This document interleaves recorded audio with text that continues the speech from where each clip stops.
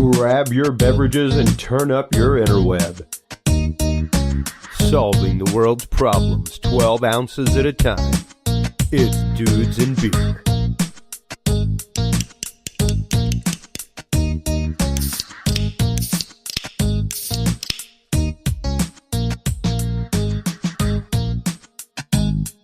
One 692 means we got shots fired. 4:15 a.m.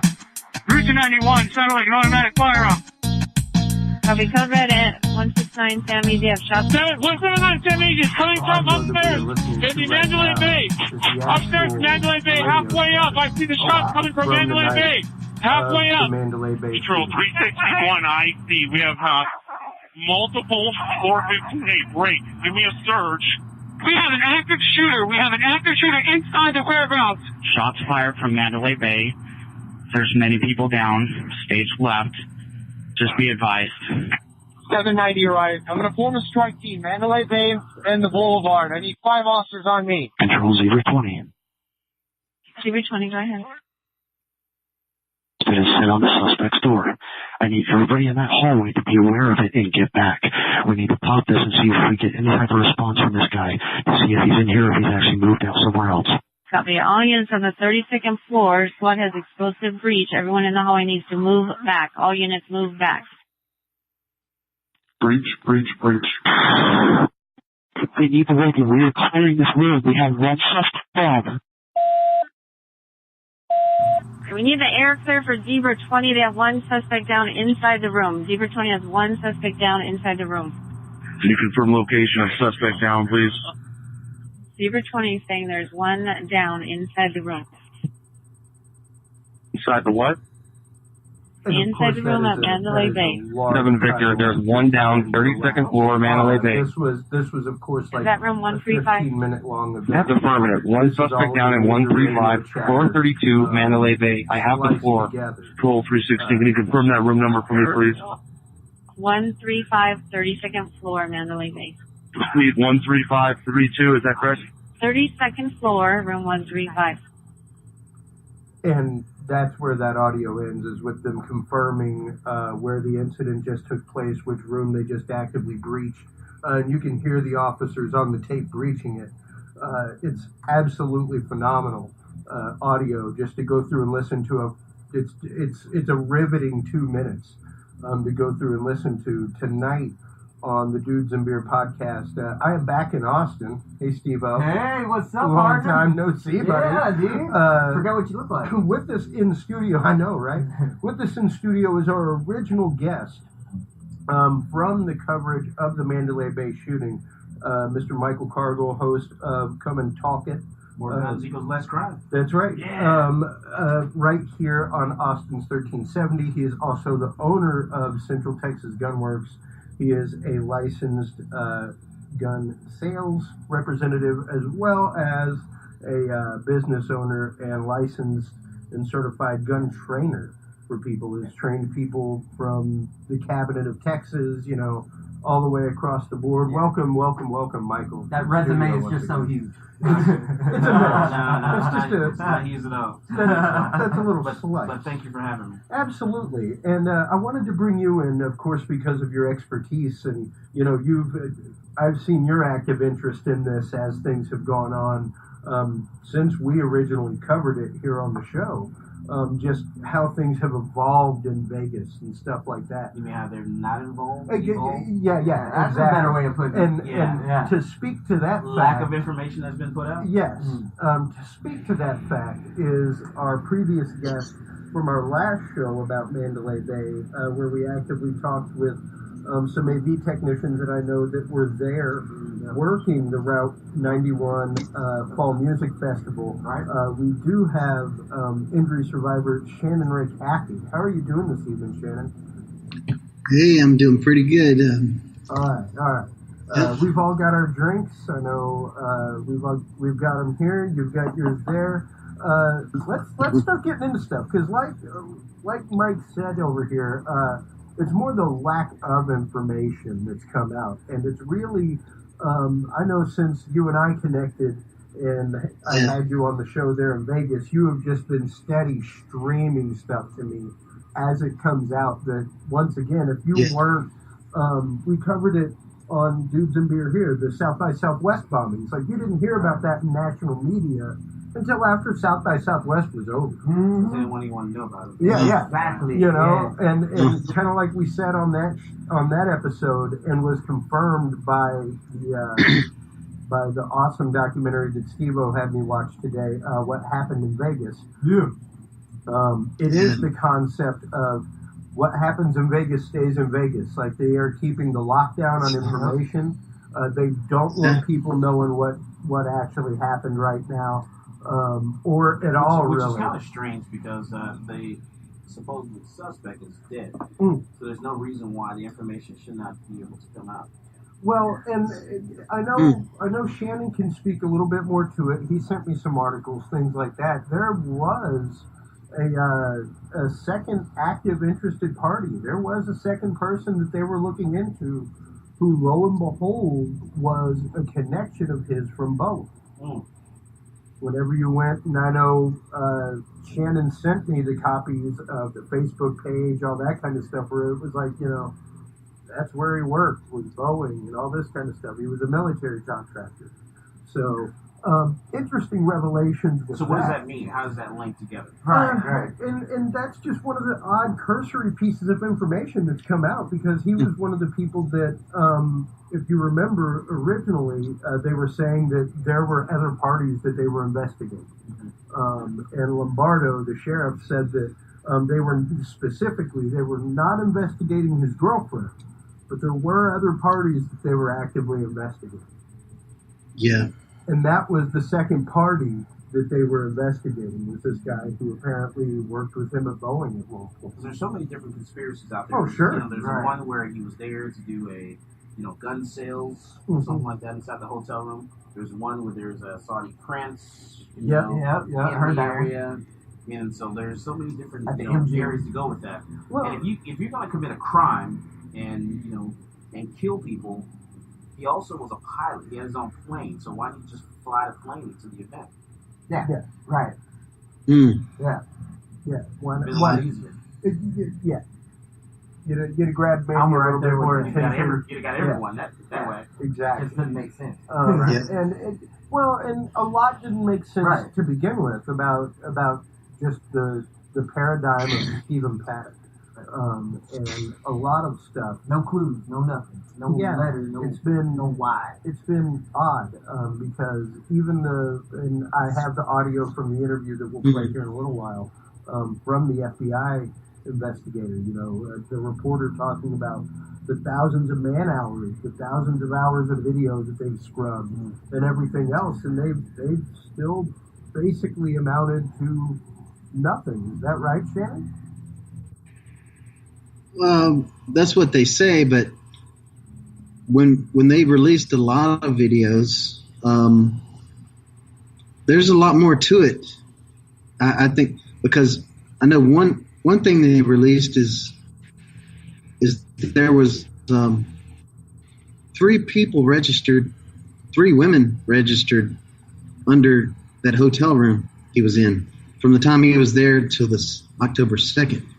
Yeah. So there's got to be more to it, and who knows? We might find out what it is, and maybe not. Well, and like we said, the whole narrative changed as things went on. As Sheriff Lombardo revealed things to the public, like the date of him checking into Mandalay Bay changed from the 28th to the 25th, when a reporter for the Las Vegas Review was like, "Hey, I have actual the journalist had to receipts." find that first, Like, for him to I backtrack. found confirmed valet receipts from him checking in on the 25th. What's strange to me is that even in my business, I don't get cameras.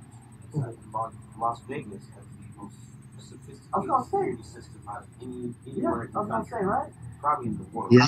So that That's right. So when it comes to Las Vegas, even in my place, I can record audio, I can record visual, record and hear every conversation that takes place inside the shop. We just a couple of weeks ago, we had someone actually shoot and kill someone in the parking lot. Yep. You ever seen that on your Wow. Yes, I do. Okay, so we caught that on security camera, and the police called me, like a couple hours after that incident happened, woke me up. said, hey, can I get security footage from that? Because we have 4 cameras that watch the parking lot. Yeah.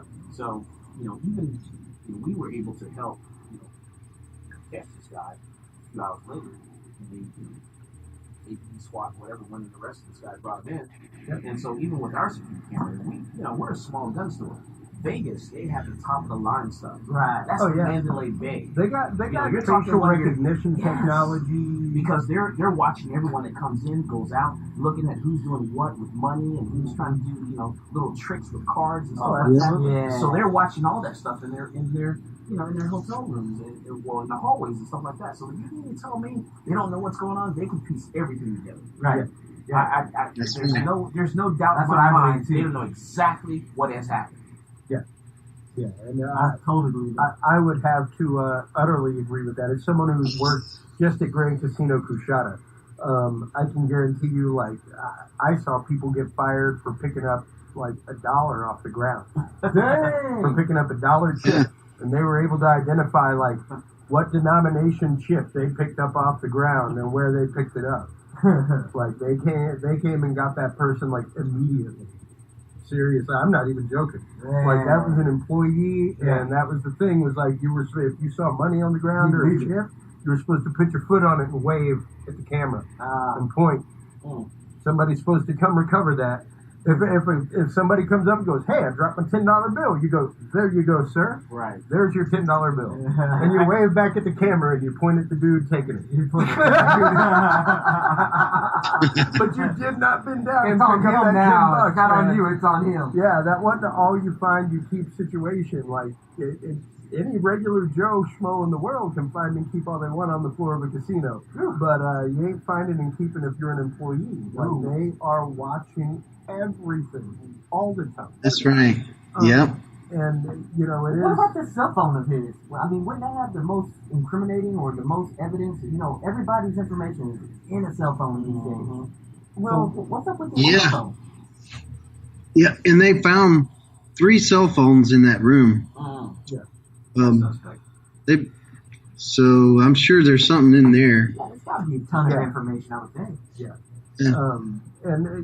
But like we said, even if he checked in the 28th, between then and when the shooting happened, that's still plenty of time to trick out the room. I mean, it wasn't extraordinarily tricked out, quite honestly. I mean, you had like a little peephole camera.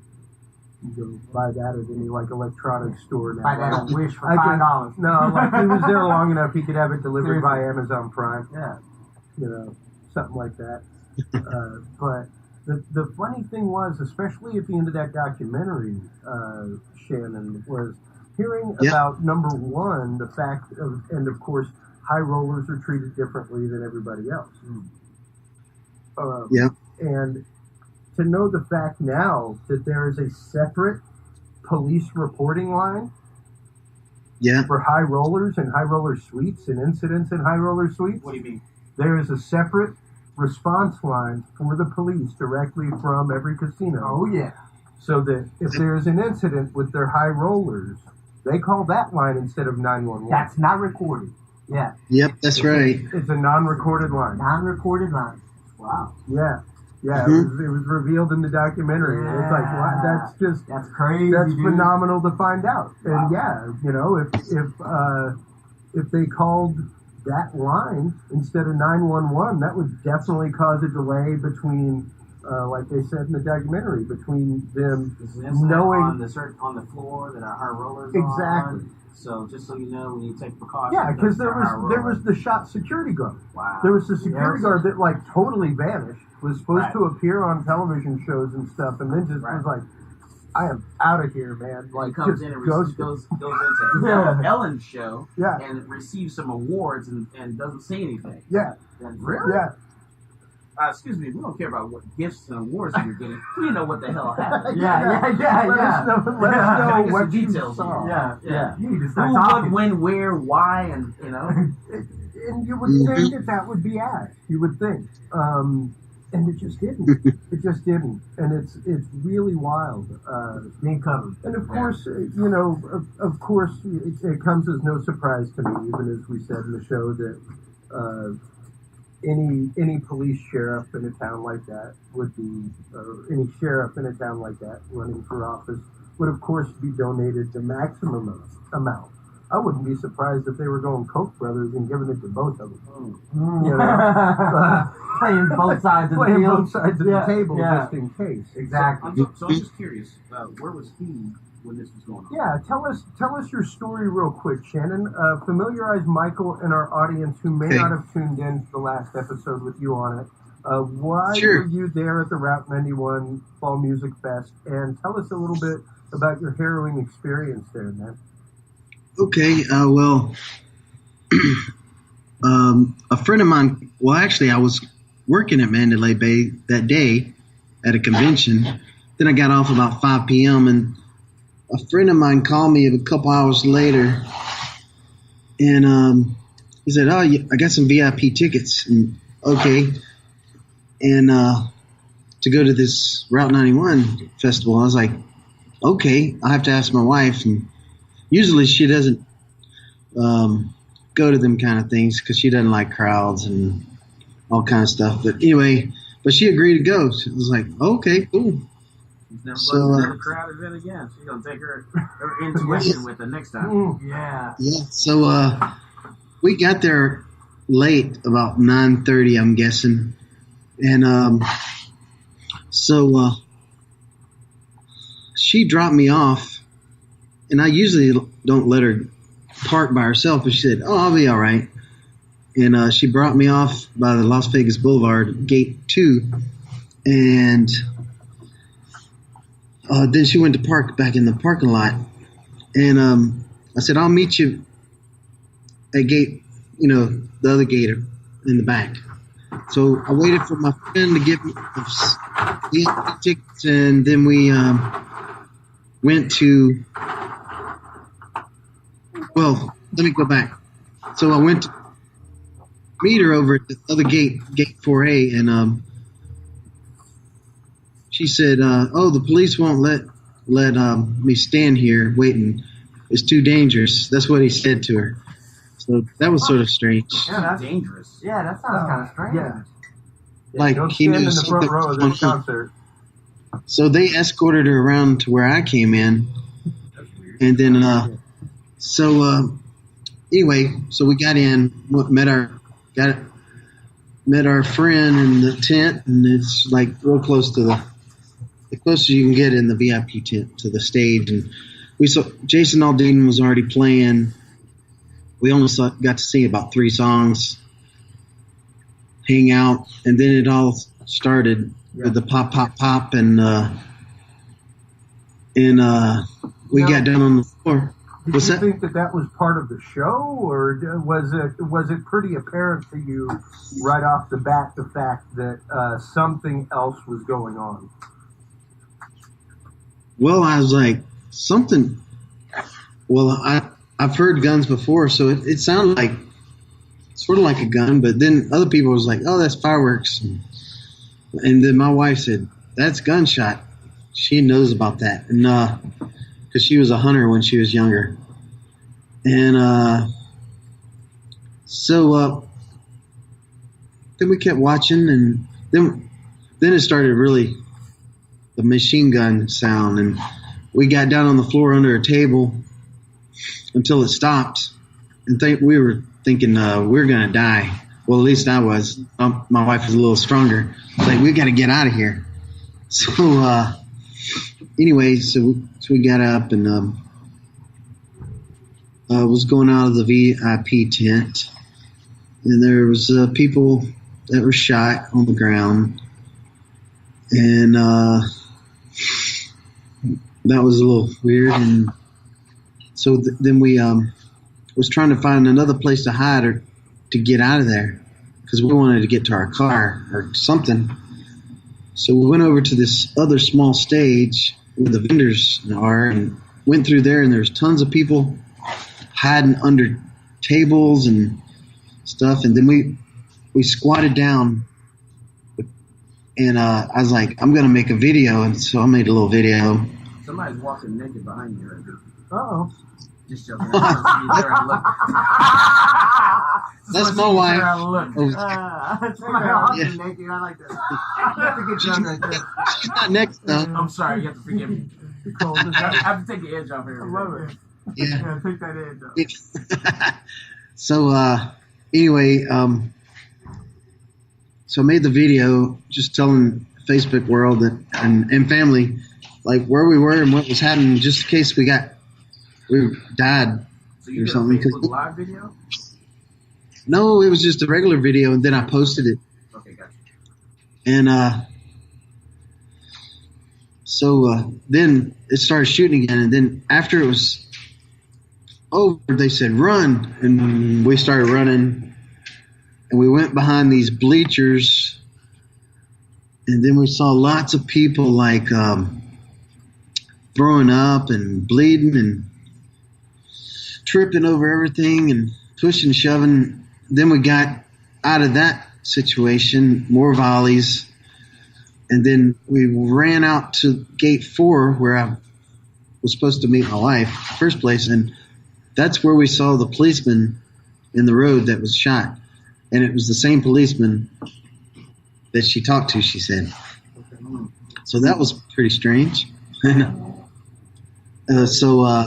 How long did all of this elapse here? Like, how long was this event for you before you and your wife made it to safety?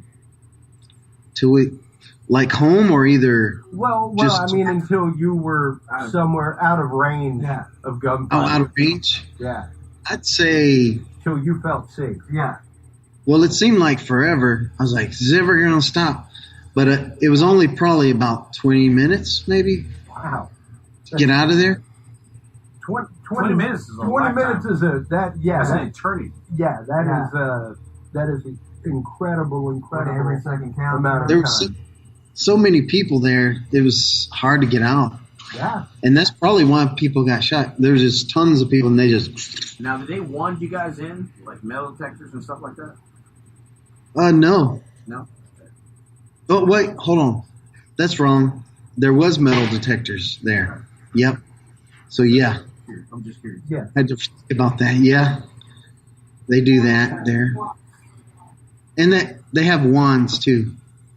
Yeah, yeah. And then, so we go across this parking lot, a church parking lot, and we go over to Haven Street, I think it is. And there's some warehouses over there. And then we turned and went up towards Hooters. And while we were doing that, we saw people climbing fences and stuck on them. Anyway, so we went over to Hooters, and that's when I discovered, when we got in some light, that my knee was bleeding, like, and ripped open. So I didn't know what was going on. I was like, what happened?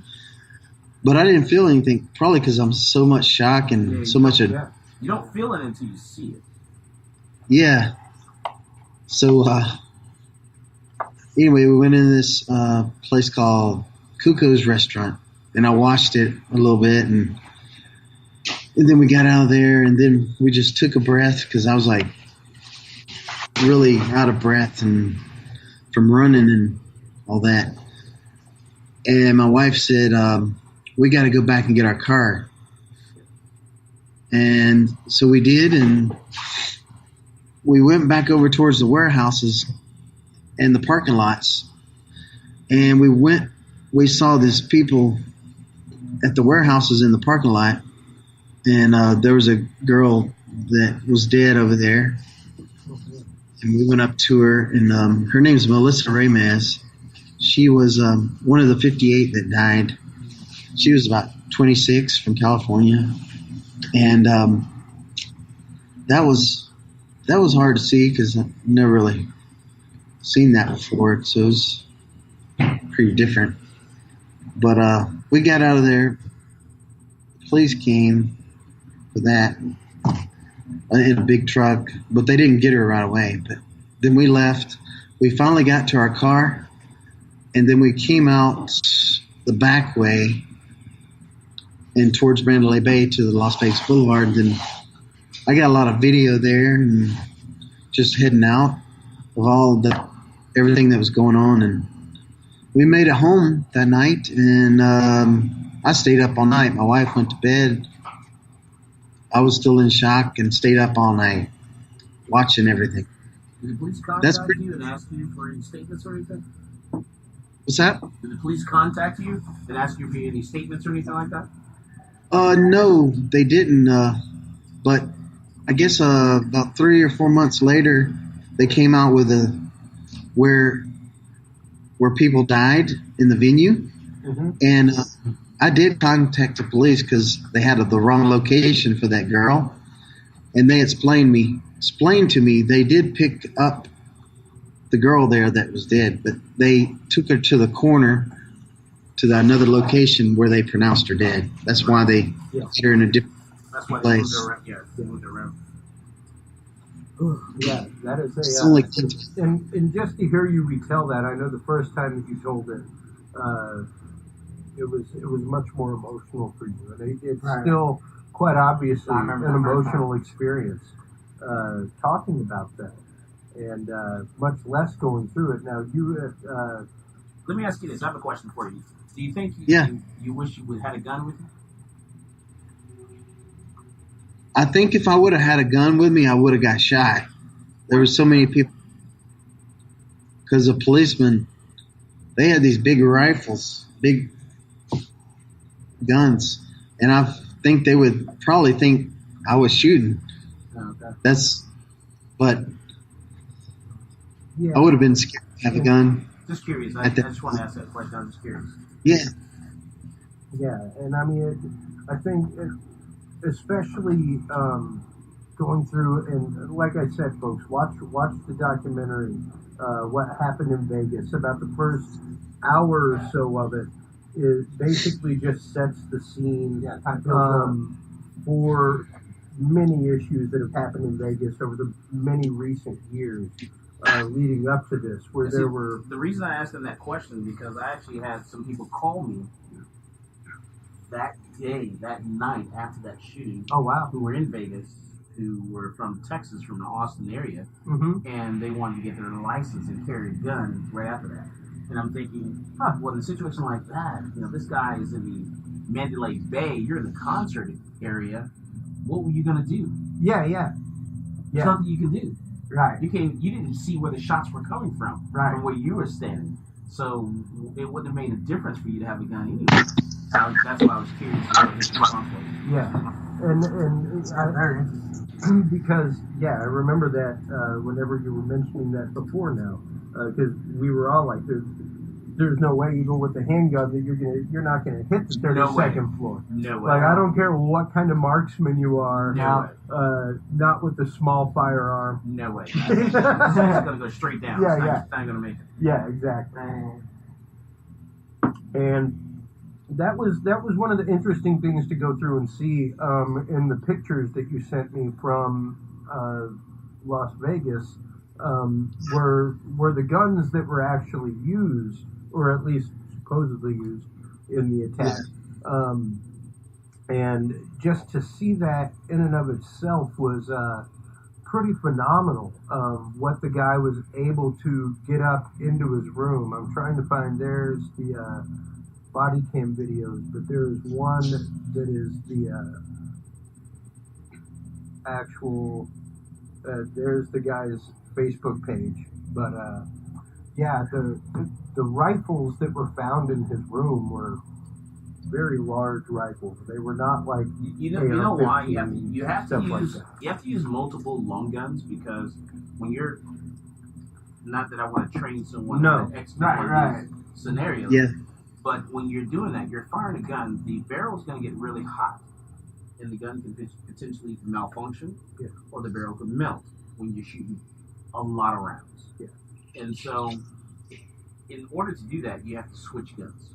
Either you're going to change out the barrel, or you're going to switch the gun. So if you're executing something like that, you actually have to, when you're shooting, that barrel gets hot, it's best to switch guns, switch to another gun and continue shooting. Yeah. But then the bump stock, that's what throws me off because the bump stock is so unstable. Mm-hmm. You know, you're not gonna. Your aim is terrible.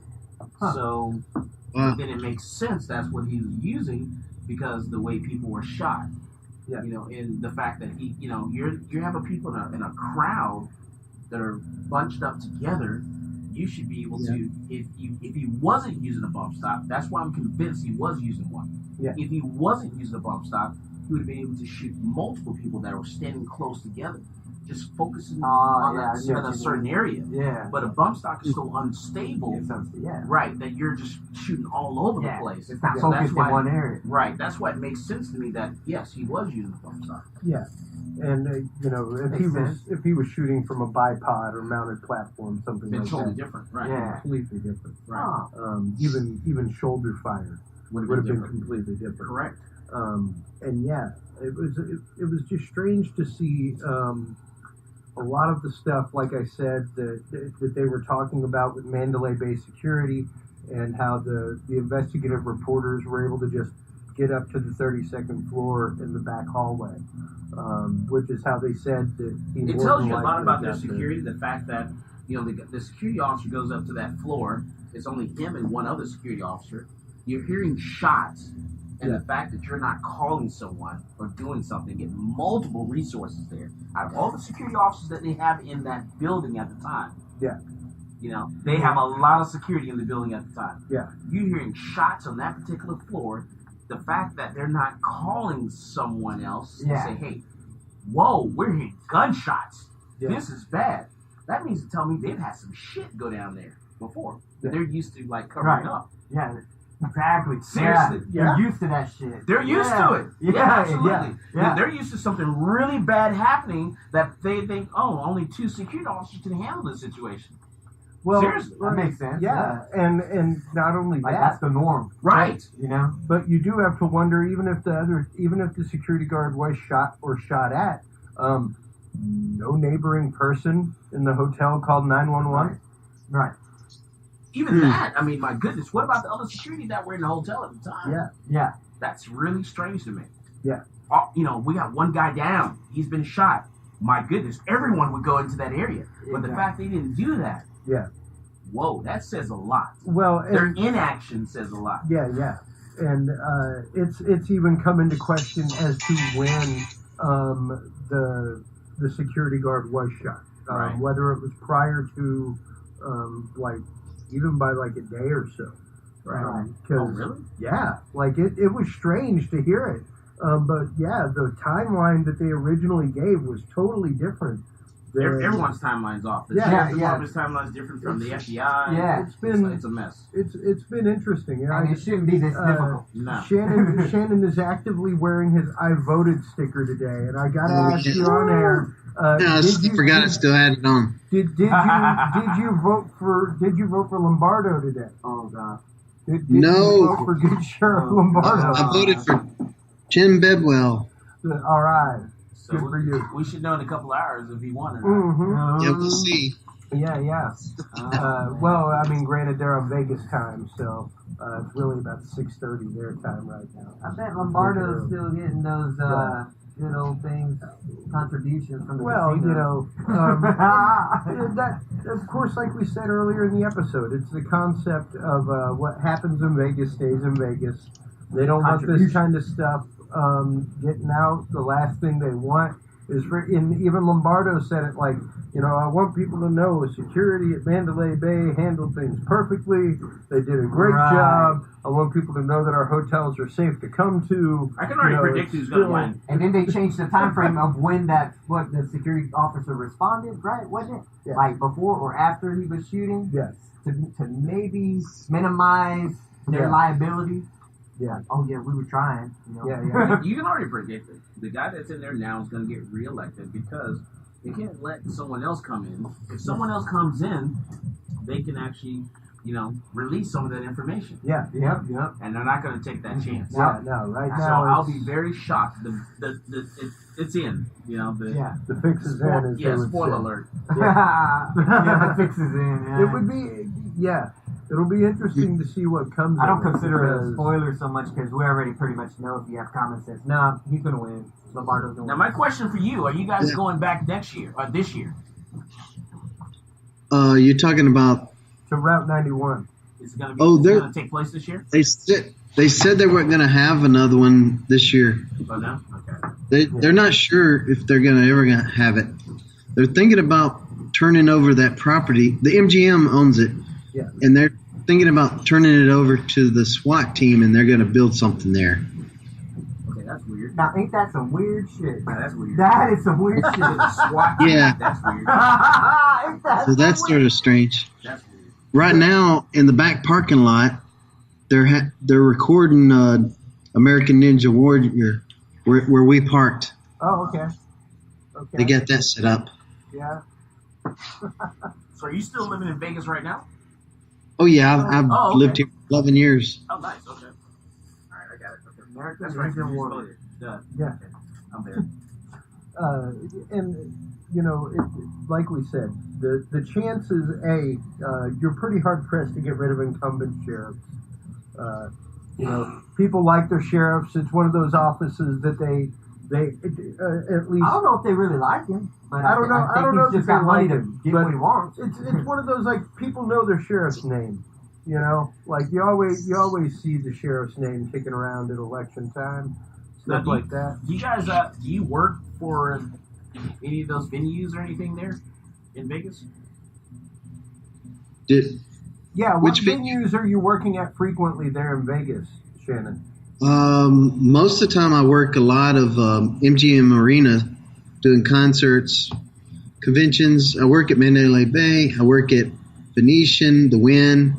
Now, I have a question for you. That Hard Rock security officer, is that Park. security officer still working there at the Mandalay Bay? Is who working? What? That same security officer, is he still working at the Mandalay Bay? You know, that's what I heard. I heard that he was, but nobody really knows. I don't know the answers to that. Huh. That would be interesting to see, especially after his rando disappearance for a while and reemergence.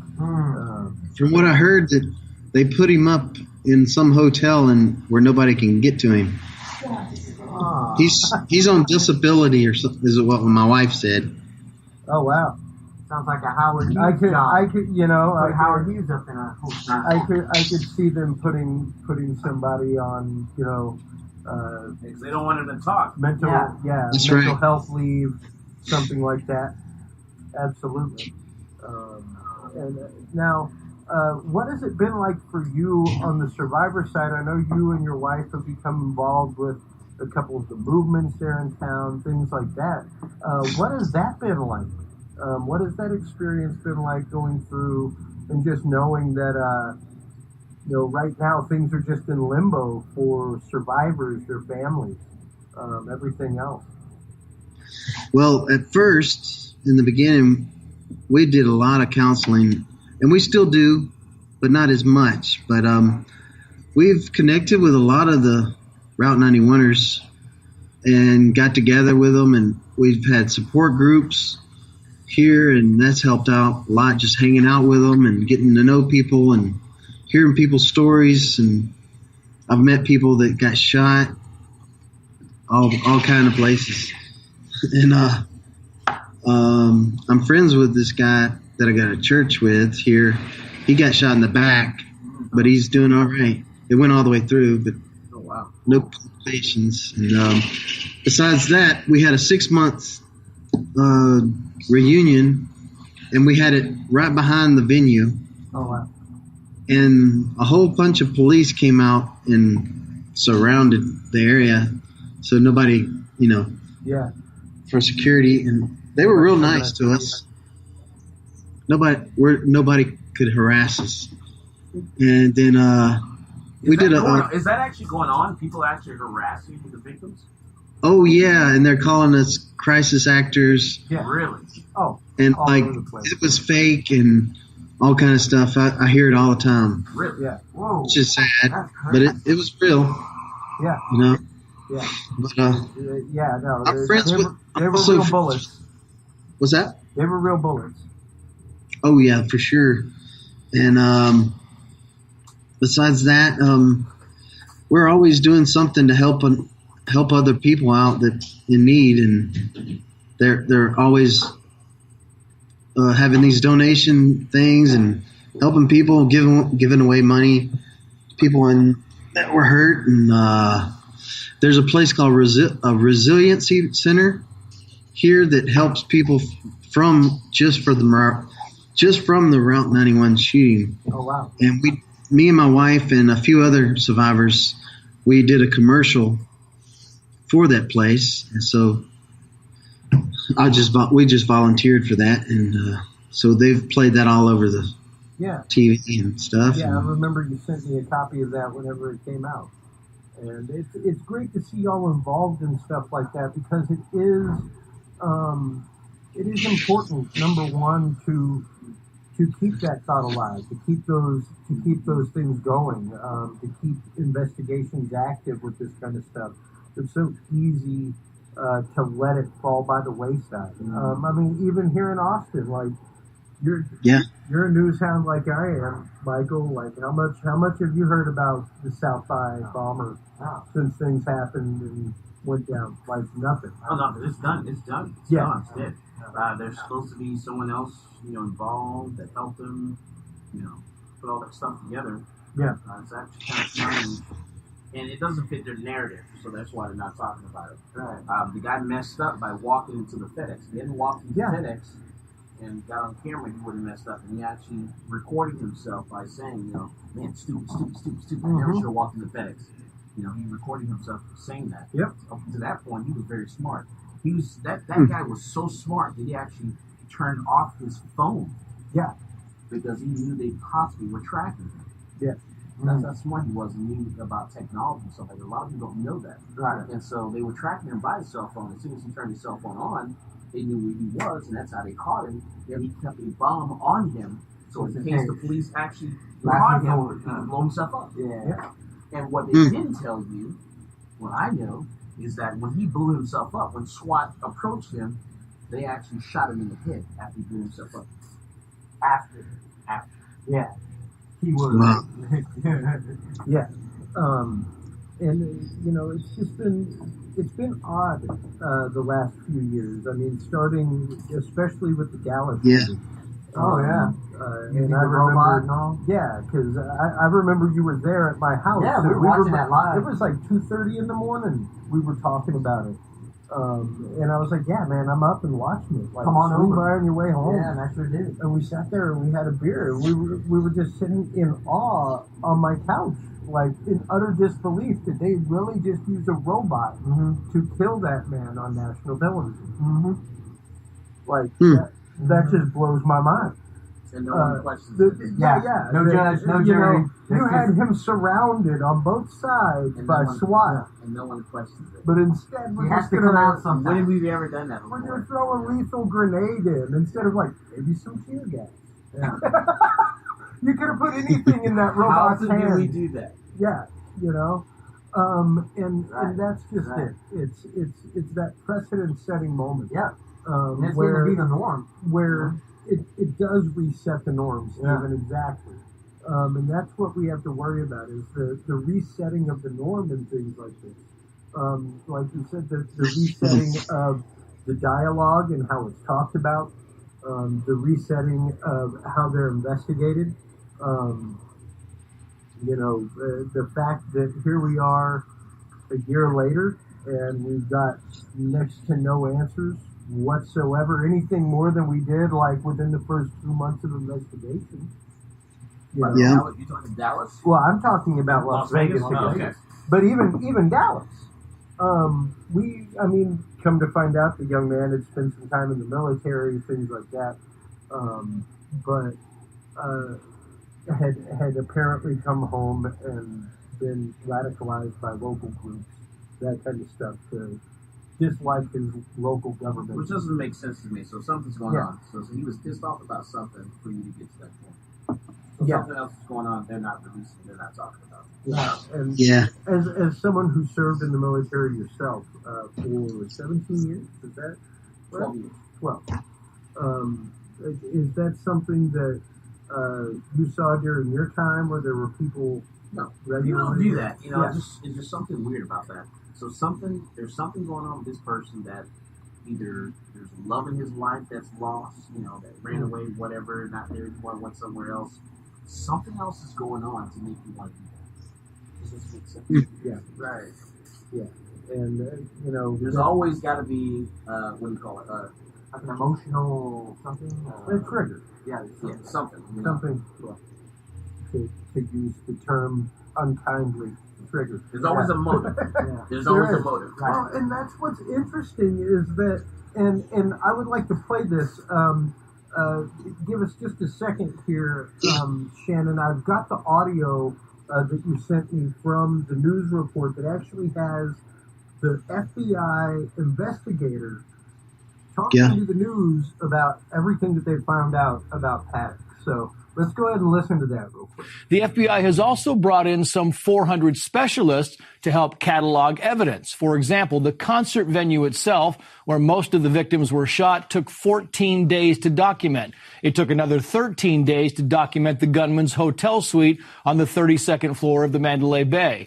On top of that, federal agents have followed 1,500 leads and collected 22,000 hours of videotape. So far, this is what the FBI can say for sure. Listen.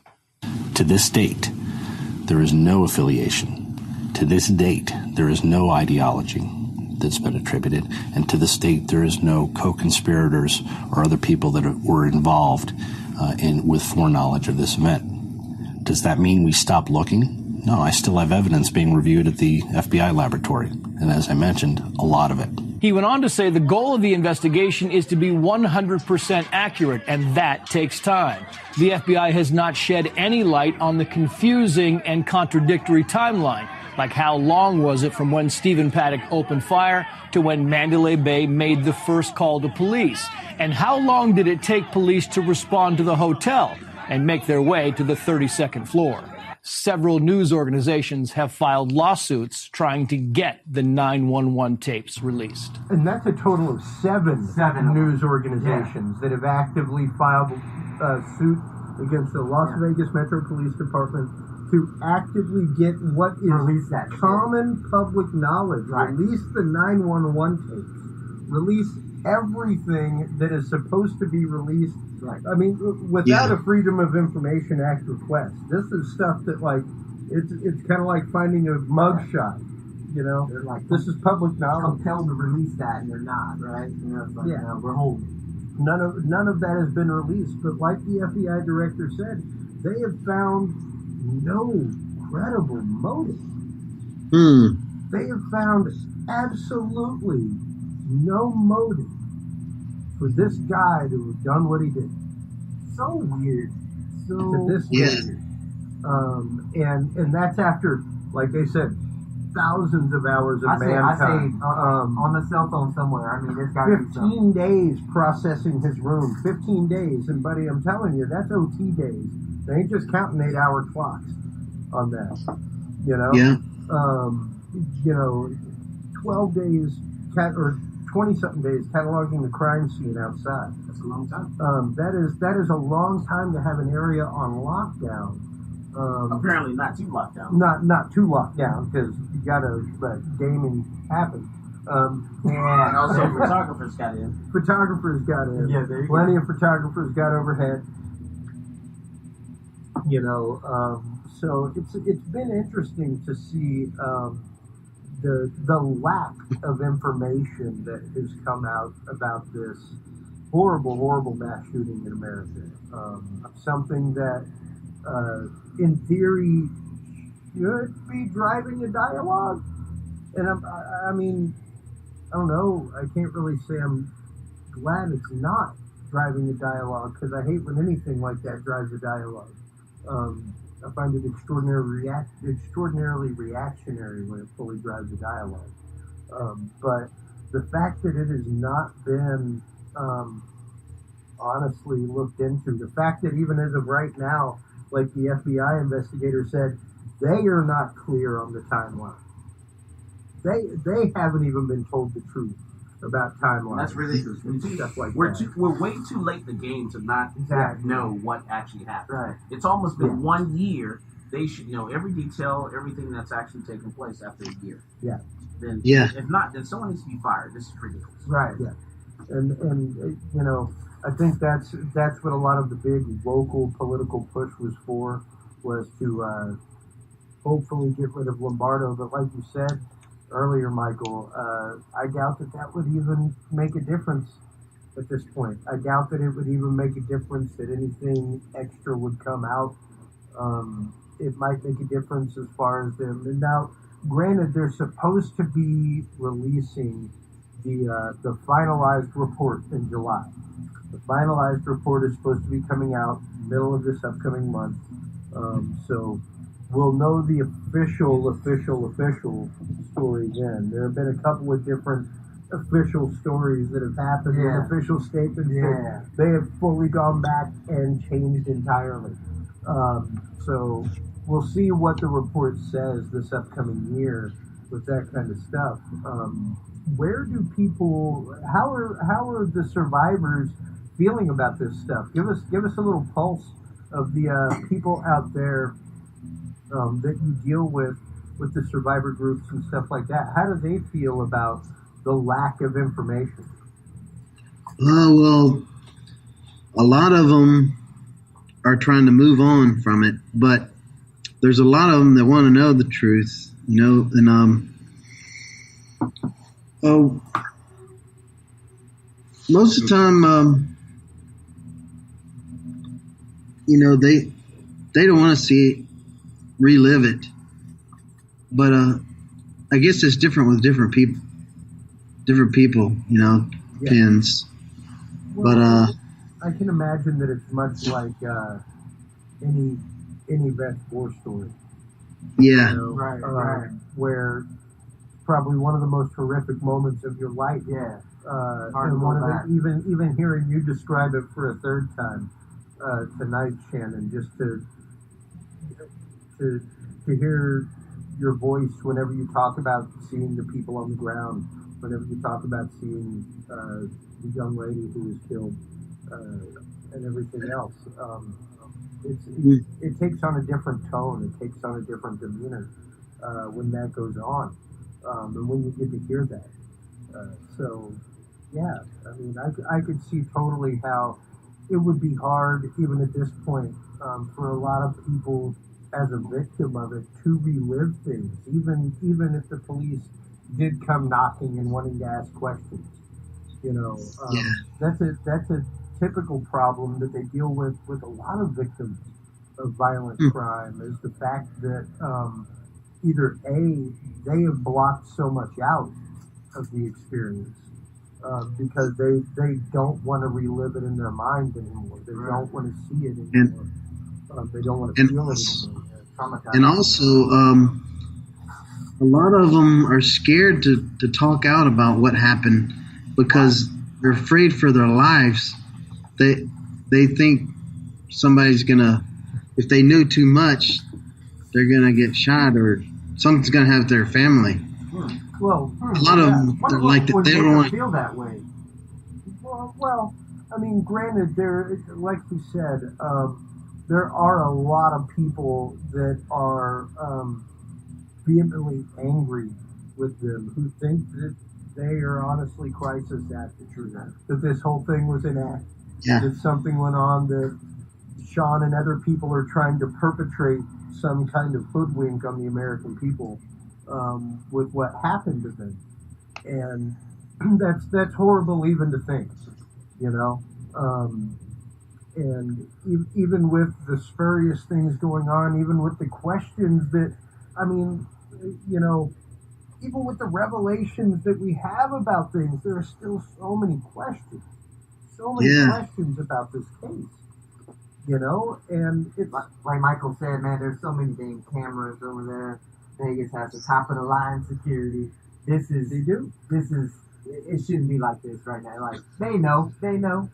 Yeah. Oh yeah, they know. Yeah, guaranteed. There's every intersection, every floor, There's nothing. Probably in the bathrooms. I'm different sure, vehicles. Everywhere.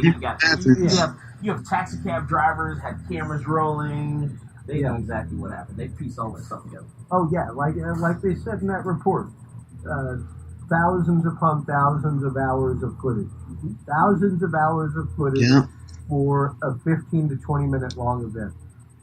You know, and that just to know that it was 15 to 20 minutes long. That is as someone who served, that is a harrowing amount of time to be under fire. Period. You know, to know that. That's incredible. Is there any other questions you guys have for Shannon about anything he may have experienced or seen while he was there, or you know? How's your wife dealing with it now? She don't like to talk about it a whole lot. Okay. She's a lot better than she was, but it still affects her from time to time. You know, we still do counseling.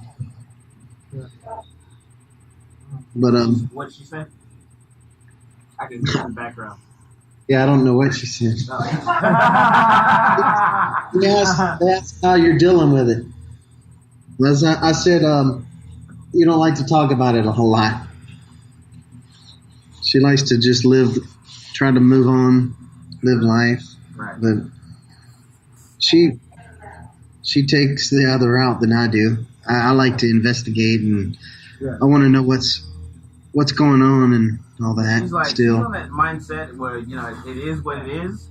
You know, I deal with it while it's happening. I try to get out, and there's nothing I can do about it. Hey, Mama, how you doing? There she is. Hello. I take the other route.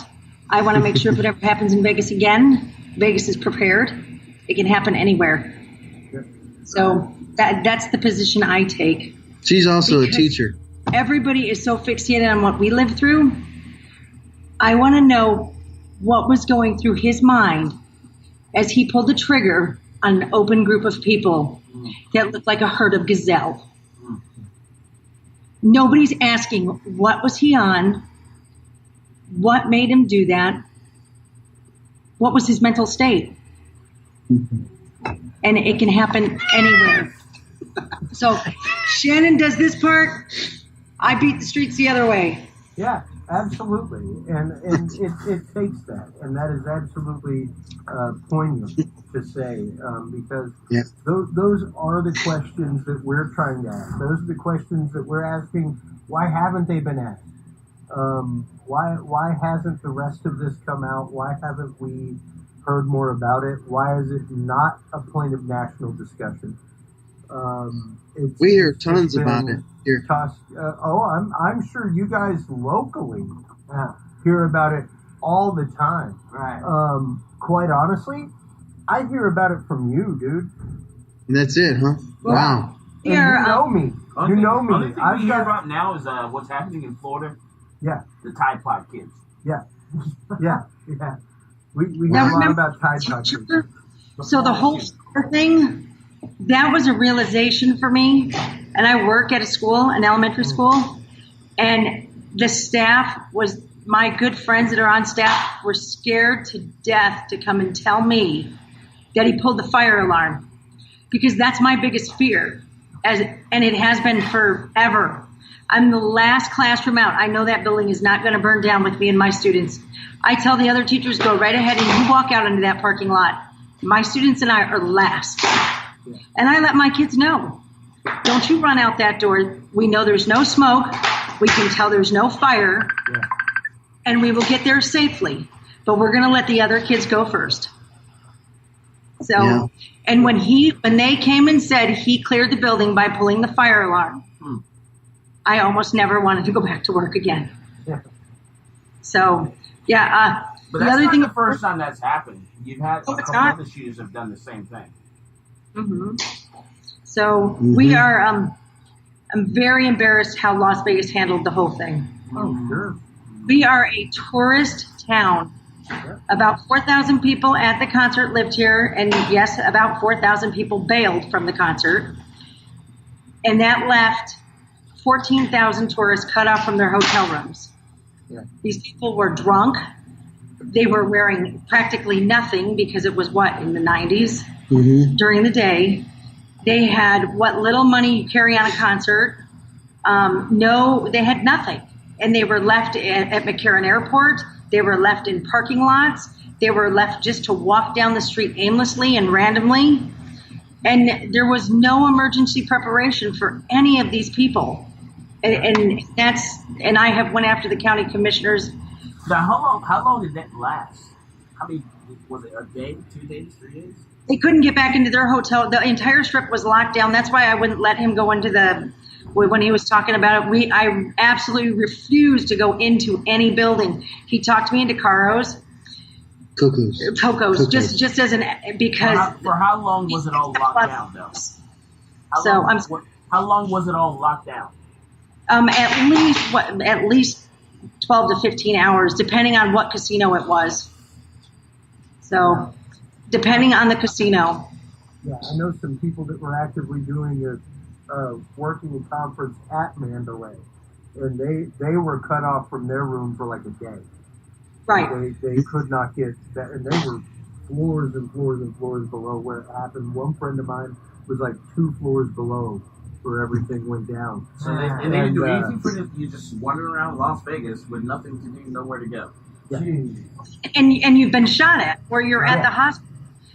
Shannon left out that since we do have several friends in several different areas in Las Vegas. So we have a friend of ours that's an emergency room nurse, and he told us, that it was complete chaos there. Yeah. But then he did say that people were calling from all over, and trucks were showing up to help people, and he'd just drop off supplies. They could not believe how much people were just giving to the first responders.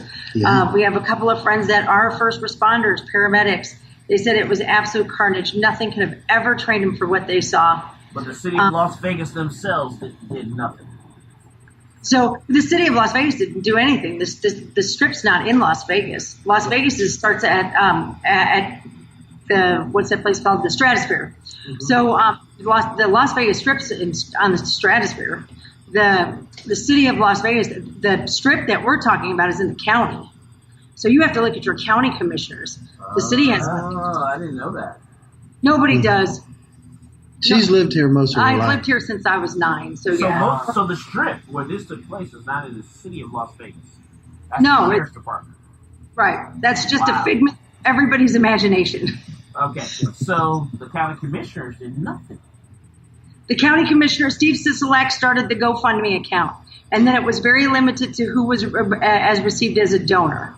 We're still not quite sure if all the money has been donated or if, once again, they have just held it to live off the interest. Remember, it was the donations promised. It wasn't the interest promised. So nobody knows where that money really is. We have friends that have received it, have received some type of reimbursements. But as far as is the account really dry, we don't know. Mm. And then the Victims Resilience Center, they are a separate entity from the county. Yeah. So the city of Las Vegas they have nothing to say about it. Yeah, they are, like I said a while ago, they have no vested interest in any of this politics coming out. Right, but they should. Why? I mean, I'm sure they do because they have beefed up security in other areas. Now, when you go down like Las Vegas, the Fremont Street or Fremont Street Experience, you can see the difference. You know, we have There's a visible presence now. Well, the visible. I mean, what we have now are they have barriers that local artists painted. You know, like anybody can go up and paint them, and they're some of them are great, and some of them are just called art. But they're actually concrete barriers, so nobody can drive a truck down there. Yeah. They tried to get them to blend in with the artsy district. Cameras. Wow, they've installed so many cameras that it is. Since this has happened? Oh, yeah. Oh, it's huge. And then a lot more plainclothes police officers, a lot more undercover, different departments are out there. Mm-hmm. So That's strange. That is strange. Yes, I find that very strange. Well, there are so many different things that they've changed. Yeah, this town is a whole lot different than most towns in America. No, They're always watching you. it's different to begin with. Yeah. they need more As someone who travels quite a bit and works in cities around the country, it's different to begin with. But to know that security at Mandalay was as lax as it was, to know that investigative reporters made it to the back hallways that we walk through, where we got to go to security and get a wristband. You know, like you have to have some kind of visible show. But he was extremely visible. He was a high roller. They can go anywhere in the casino. Yeah. The high rollers have all the privileges, and he was probably a whale. He probably wasn't even a high roller if he gambled as much as they said he did. Yeah. But we see them everywhere down there. They Okay, call hold them on. So what are the levels? You said a whale. yeah. So explain that to me. a whale is somebody that can get anything at a casino. They're higher than a high roller. They're higher than a high roller. They know the casino owners by name. They can have whatever room. They can have anything they want because they're going to drop tons of cash. Yeah. Now, did Stephen Paddock make his millions playing video poker? Absolutely not. Yeah. You cannot make millions off video poker. No. So it is. So the dog just got my pretzel. That's okay. all right. Good job. Go Billy. So, even the stars, when the stars come into town, the bottom floors of the casino, underneath the casino floor, most casino workers call them the bowels of the casino because nobody sees them, and they usually smell like sewer. So, but that's where all the talent walks. That's where all the high rollers, your whales, anybody that's got money, they're treated the best. Yeah, and then you got the tunnels. She knows more about that than me. But. So that was another question that I had. Nobody had investigated the tunnels. Nobody brought the tunnels up. There's a complete tunnel system underneath the Las Vegas Strip. So they tried to look at some of them. Mostly our homeless camps are down there. Okay, you're telling me something I didn't know. Okay, hold on. So back up. There are tunnels underneath Mandalay Bay and underneath Las Vegas. Underneath the Las Vegas Boulevard, underneath the village, there are drainage tunnels, and these drainage tunnels are huge. They have been improved, of course, because of floods and flood channels and flooding. But they all started with when Bugsy Siegel. They needed a way out when the mafia owned the casinos, when they were involved, so they could go down through the tunnels and drive the cars out. Yeah. So, but now the tunnels have all been converted into drainage tunnels if you can find homeless people not living in them. And I mean, we have lots of homeless people that live in them. They're cooler. They're, they drag in furniture. They set up house down there. It's an actual community. Google Las Vegas tunnels on YouTube, and there are people that have went in there with cameras and video. There's a whole a group that goes down there and paints the walls, spray paints, tags the walls. Yeah. Sounds like the Denver airport. But these are the Las Vegas tunnels. It's not quite that far. And then when it rains, it floods. It's bad. Sorry, I had to throw that in. Well, and those are a lot of extraordinarily valid questions. Those are a lot of things that, were those looked into? Hopefully we'll find out in the fully released report in July as to whether or not they investigated any part of that. Because, it was, unfortunately, with the location that it was and his vantage point, it was like a duck shoot.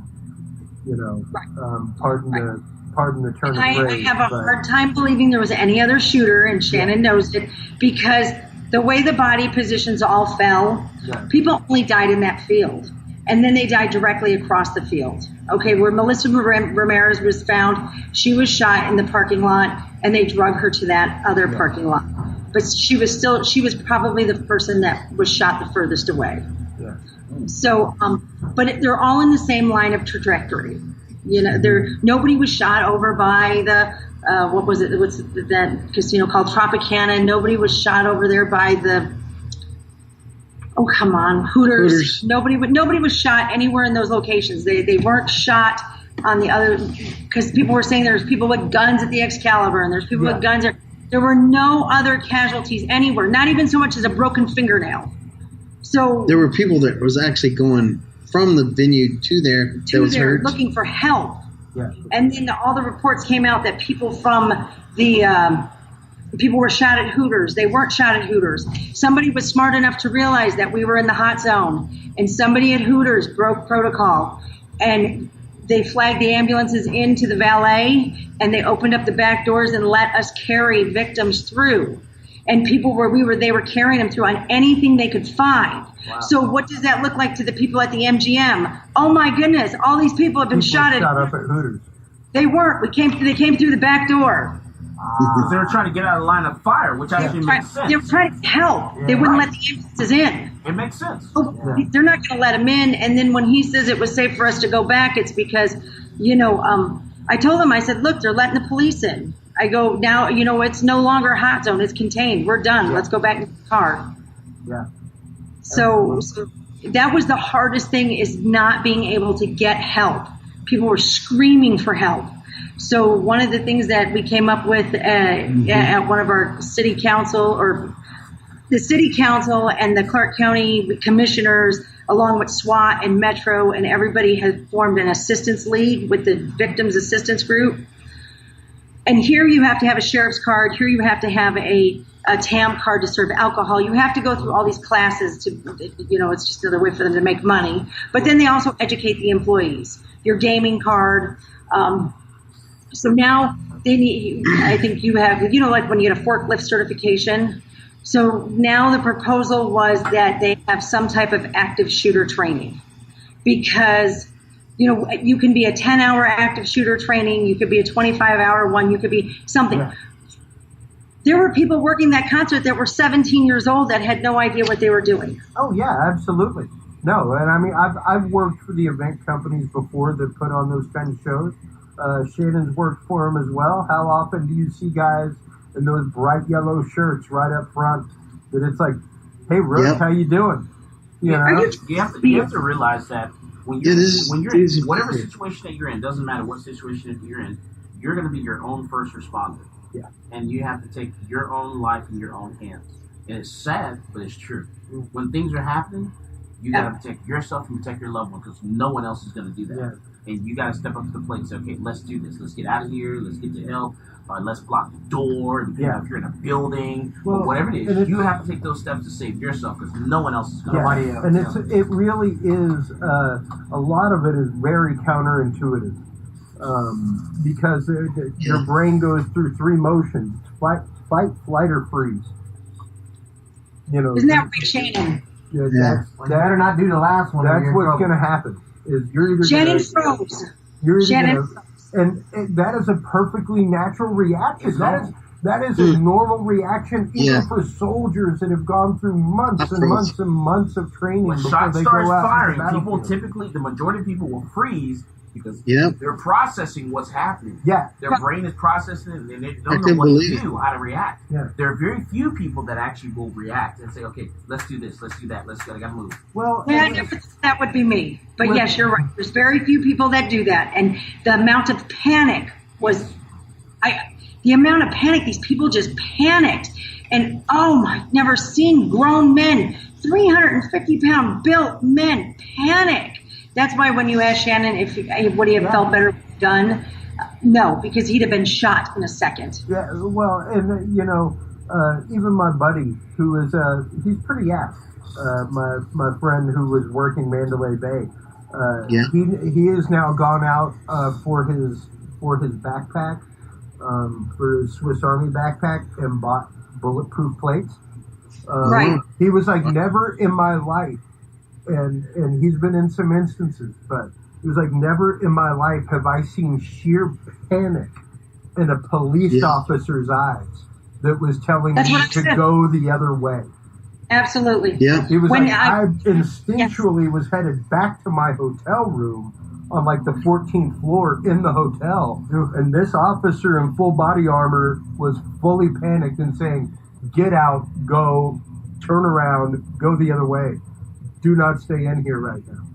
Right. And he was like, to see somebody with that training, Yes. that panicked at that moment. And fear. The police officers never have that whip look. This is Vegas. They have seen everything on that strip. I mean, Las Vegas Boulevard at New Year's Eve is a joke. It's slammed. It's crowded. It's crazy. It's party city. They're ripping down the bus stops.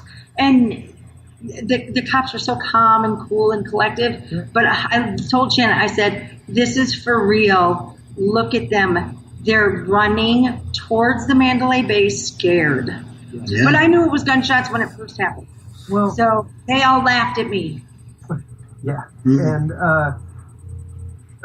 what an experience that must have been.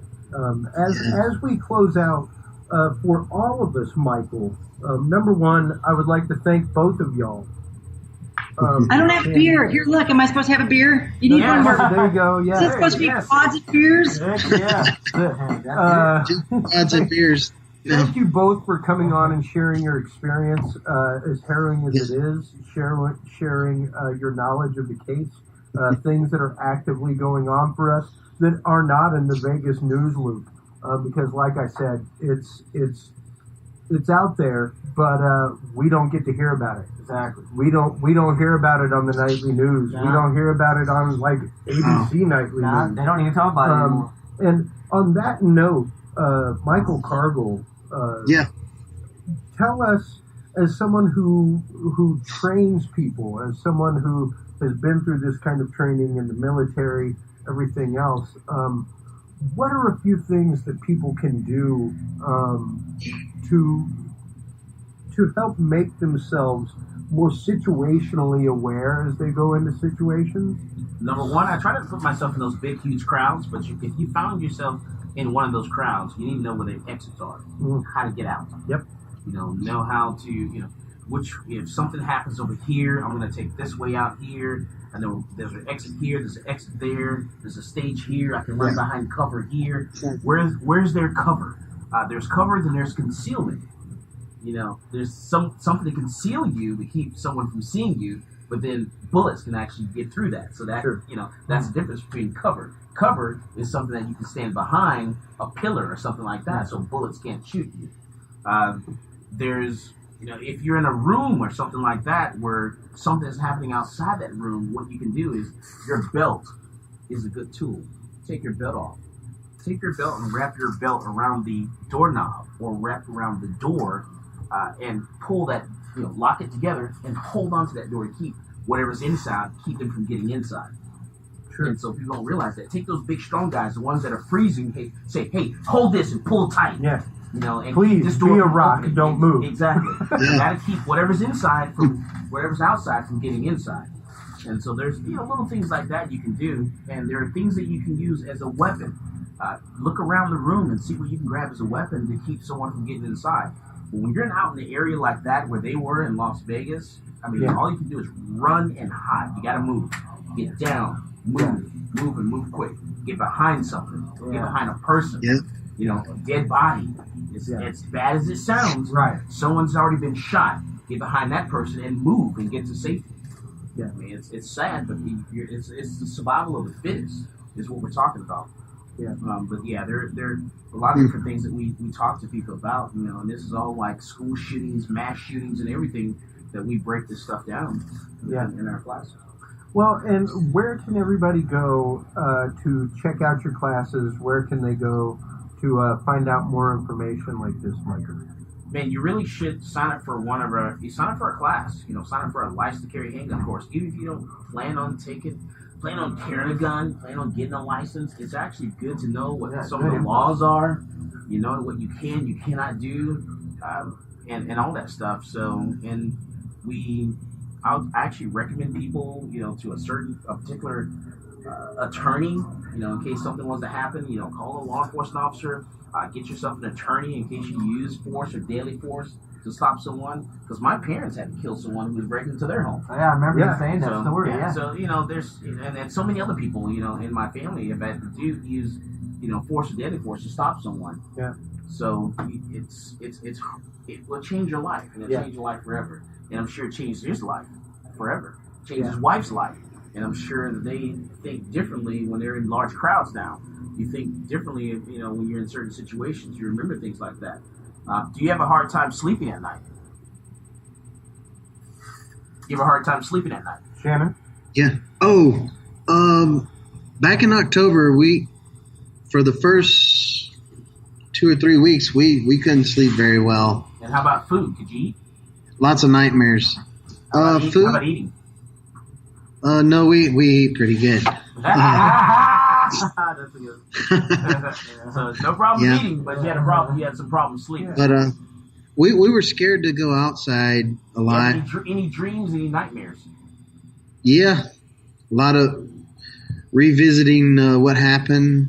Dreams of that, and dreams of getting shot. I had a dream of I stopped dreaming, and then probably in the spring, just recently, I had a dream about getting shot in the back, and it felt so real. That was so sort of strange. Did you wake up? Oh yeah. And what about your wife? Has she had any dreams, any nightmares? She said she is one, No. but I like yes, she her wife. did. She's a lot of fire. I like her. Yes, she has had some dreams like that. What's that? She says she can't go in the art room because she doesn't like to see red paint. And that really gets her. That makes sense. Yeah. Gets to her. And there's so much blood we saw and all that. Yeah. And the main thing is, you got to react. You got to move. Keep moving. Keep moving. Get out of danger. Yeah. Get out of there. That's the best thing you can do. Like the best when advice. something's happened. Yeah. Yeah. Listening to what's going on. Be aware of your surroundings. Listen. Smell. Yeah. Feel. Yeah. And get out of danger. The aware of your surroundings is one that Be very alert. I try and drive into everybody that I meet and know. Because I watch a person's hands, watch their feet, their shoes. That tells you a lot. You look at their clothes, look at their shoes, and a lot of times something's not right. If something's not right, then it's not right. Oh God! Yeah, I got problems all over, man. It's made us more aware of our surroundings, and we watch everything just like you said. Yep. Yeah, their pants, their clothes will match their shoes. Yeah. If someone's doing something and it's suspect, something's not going to match right. Yeah. Their hands, if they're manicured, either the way they're dressed. You got to look at all that stuff and put all that stuff together. Yeah, it really is seeing the forest and the trees at the same time. One thing about me is I'm a people person, and I love to read people. I love to, if I don't have a lot of stuff going on in my head at the particular time, I actually, take the time of looking at people, listening to them, and seeing what's going on, and I can figure a lot of things out real quick. I get people that walk into my class, and I can, tell when something's going on in their life, something's happening, something's not right with them. I can tell, the first 5 minutes of class, first 5 to 15 minutes, I can tell who's thinking about the gun range, who's nervous about that, and all that stuff, just the first 5 or 10 minutes in class. Yeah. And it's interesting that you say that, because I have said the same thing about many of the school shootings that have happened. It's in their eyes. As someone who worked with youth for a long time, it's in their eyes. long time, you learn to feel that. Like there's a gut feeling when you're intimately involved with your students, when you're somebody who is that intimate kind of person that is looking for connection. Like you're somebody that looks someone in the eye whenever you shake their hand. Body language, there's their shoulders, and their hands, absolutely, their feet, their legs, the way they're standing, their tone of voice, the way their face is looking, their eyes are looking. That tells you something is getting ready to happen. Yeah, or just period that something is wrong, something is amiss, something. And the problem right. is we're so fixed in our cell phones and looking at our cell phones, looking at different apps and things like that, that we're not focusing on those things. Yeah, absolutely. A lot of distractions. Absolutely true. Even worse with that damn cell phone. Yeah. Lot of distractions. Once again, Shannon, thank you so much for coming on, sharing all the revelations, sharing your story, your wife's story. Thank you very much for sharing your story, Miss Caffrey in the background. As we go out here, one last time, tell everybody where they can go to catch Come and Talk It, your show on the radio, Michael. Also, where they can go for some of these training classes that you're talking about, license to carry, CHL, which are two different things, folks. Explain where everybody can go to find out more information about you, your business, and what it is that you do over at Central Texas Gunworks. Yeah, if you want to get your license to carry handgun, you want to be able to carry a handgun, which the state of Texas did now. They actually combined them. It's not called a CHL anymore. It's called an LTC, license to carry handgun, which means that you can conceal carry your handgun or openly carry your handgun in the state of Texas with a handgun license. Yes. And so if you want to get that license, or you don't want to get the license, but you want to know what the laws are, you want to know what the use of force and deadly force laws are, you want to know what you can and cannot do, where you can and cannot take your handgun with or without a license, come and take that class. And we take you through a lot of different scenarios in that class and show you a lot of different videos, put you in certain types of situations and make you think. I want to make you think. I want to take you out of your head and put you in someone else's head and see it from their point of view, not your point of view. And we do that. We have beginning handgun classes. We have firearm safety courses. The beginning handgun class teaches you how to shoot. The firearm safety course, if you want to learn how to shoot a pistol, a shotgun, rifle, AR-15, 12-gauge shotgun, or whatever, in the firearm safety course, we can teach you that. The beginner class just teaches you how to shoot. It's just pistols. But the firearm safety course, typically when people will get in trouble with a gun and the court will make them take a gun safety course, they take our firearm safety course for that. Okay. So you can take it for that, for a court case or something like that. And then also we do gun sales. You can buy guns on our website. You can buy them inside the store. There's so many different problems happening with guns right now and gun sales, with different credit card processors are canceling gun stores. Banks are having issues. Yeah. So gun stores, your smaller mom and pops are struggling right now. They're struggling really bad. So instead of shopping at those big box stores, you may focus on the smaller stores, your mom and pop stores, because they're the ones that are actually struggling and working hard because they're having to fight, because they don't have that large buying power that your big box stores have in multiple stores. The mom and pops only have that one store, and so they're having to fight with that. So we do that, and then also the Come and Talk It radio show. It's Come and Talk It. It's comeandtalkit.com. We're on Talk 1370 AM. It's also comeandtalkit.com website. We're also on Facebook, on Twitter, so you can follow us in all those different places there. And we talk about all things firearms, and everything. So definitely listen in, and it's every Sunday from 4 to 5:30 p.m. Or you can go to the website and listen to the show after we air. Absolutely. That sounds great. Once again, thank you so much for coming on with your vast world knowledge in this area, Michael. I can't thank you enough. Thank you again, Shannon, for coming on the show. Yeah, Shannon. Take care, my friend. We will talk with you soon. This episode will be going out to everybody via the website tomorrow. While you are online checking out the great stuff out at Central Texas Gunworks, make sure to check out dudesandbeer.com. That is where you can find all of the episodes. That's where you can find everything. The soon-to-be Dudes and Beer Fantasy Football podcast. Yeah, I'm waiting on that one. It's going to be all kinds of fun this year with Dudes and Beer, folks. So make sure and stay tuned. Make sure and stay tuned into the world around you. And remember, if you can't be good, be good at it. Thanks for listening to this episode of the Dudes and Beer podcast. To listen to our audio streams or chat with us live, download the official Dudes and Beer app for Android and iDevices, available on Google Play and iTunes markets. For more episodes, content, and information, visit us online at dudesandbeer.com.